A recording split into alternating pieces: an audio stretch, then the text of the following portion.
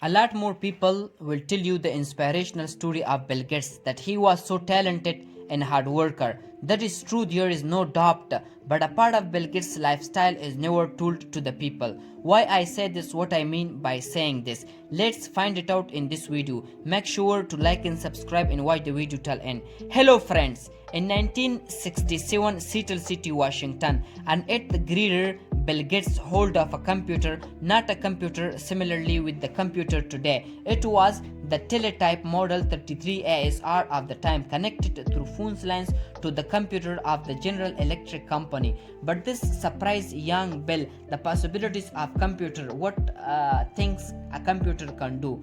Bill started spending hours trying to figure out the computer.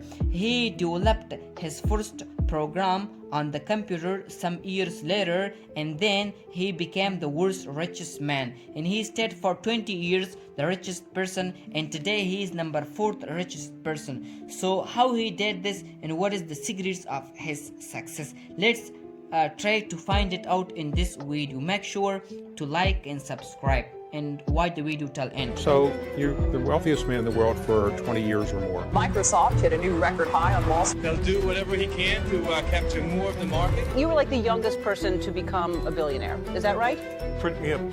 Yeah, in terms of my own, earning it on my own. At 12 years old, Bill was studying at Lakeside School, a private school in Seattle City, Washington. At school, he had some friends who were equally passionate about computers, and from them we can call Kent Evans, Bill Gates' first best friend, Paul Allen, a 10th grader, and Rick Valent. The 4 of them started Lakeside Programmers Group. They tried to come up with ways to use computer outside school too. In Seattle, there was a small company called Computer Center Corporation. This shop rented out computers by the hours. A year later, in 1968, Bill and his friend started visiting this store to use the computer. But this cost so high to do this, because this was quite high. This store charged $40 to use a computer for 1 hour. So Bill and his friend started looking for bugs in the operating system of CCC. They found loopholes in the computer system and tried to exploit those for more computer time. When they were caught, they were banned by the store. But next summer, the small company thought of using these kits for helping their company. This company thought to use these small kits to look for bugs in the system. They said that they could use the computers for free if they kept identifying the problems in the system. Here is the place that Bill Gates learned several programming languages. Fortran and Lisp are examples of those programs that Bill learned there. But soon this store went out of the business. Again, these kids left with no means to success or to access computer. Then they found a company in Portland called Information Science Inc. This company allowed them to use their computers for free too, as long as they wrote a program for the company. It was a payroll program. It helped them learn more about taxes and payrolls. By then, their school had recognized their talents, and so in 1971, Bill Gates and his best friend Kent Evans were told to write a program for the school. They had to make class schedule on the program.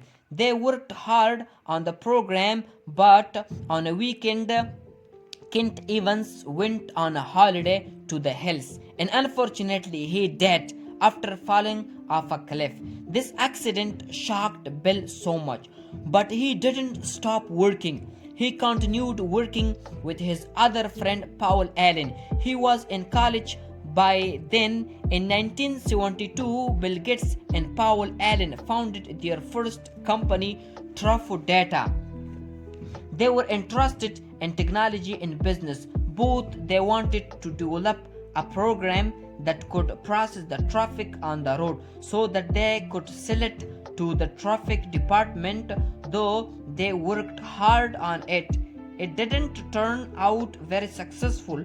The next year, in 1973, Bilgates graduated from high school. He takes the SAT exam and scores exceedingly well, 1590 out of 1600. With this, he gets admission to Harvard, one of the best universities in America. By then, Powell was quite bored of attending classes at the university, so he moved to Boston and started working with Honeywell Corporation, and he advised Bill to start working with him too at Honeywell. So in 1974, both were working for Honeywell Corporation.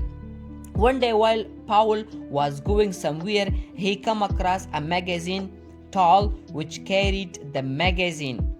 The picture on the front page of the magazine, Altair 8800, the first personal computer of the world. It had the Intel 8080 processor. Powell bought the magazine and ran to show it to Bill Gates. Powell was trying to tell Bill Gates for quite some time that the size of computer chips was getting exponentially smaller, which their speed and power were exponentially increasing. So it was only a matter of time before a computer was built that was so small it could be used as a personal computer. There was a live examples on the front page of the magazine. Someone had built the computer before Bill and Powell. Powell and Bill called up the company and told them that the two of them would like to write software for them. The most popular programming language at that time was BASIC, so they wanted to write software for the company in BASICs. In this time, Powell had to relocate to another city while Bill dropped out from hardware. They built a BASIC version and sold it to Altair. The company was so pleased with their work, so that is why they offered the job to Powell. But by then Powell was running his consultancy, which name was Microsoft. Macro-Soft.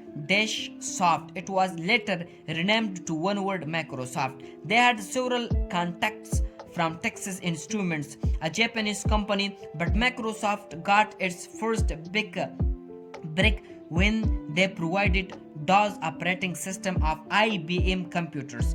In the meanwhile, the team of Microsoft was working on a new operating system. In November 1983, they announced their new operating system, which name was Windows 1.0. Next year, in March in 1986, Microsoft launched their IPO. The IPO price was set at 21 share, and after the first day of trading, their share price had reached $28, and they never had to look back since Microsoft went on to be extremely successful. Windows 98 came, as we all know. Their software reached all nooks and crannies in the world. Their computers were astonishingly successful. You might find this story very inspirational. A super intelligent boy who is very passionate about something, work hard on it, thinks out of the box, and even drop out of the college to pursue his dreams, build a company that get immensely successful. This become the richest person in the world and make a lot more money. So isn't it a motivational story? Isn't it an inspirational story? Tell me on comment box below. Thank you so much guys for watching me.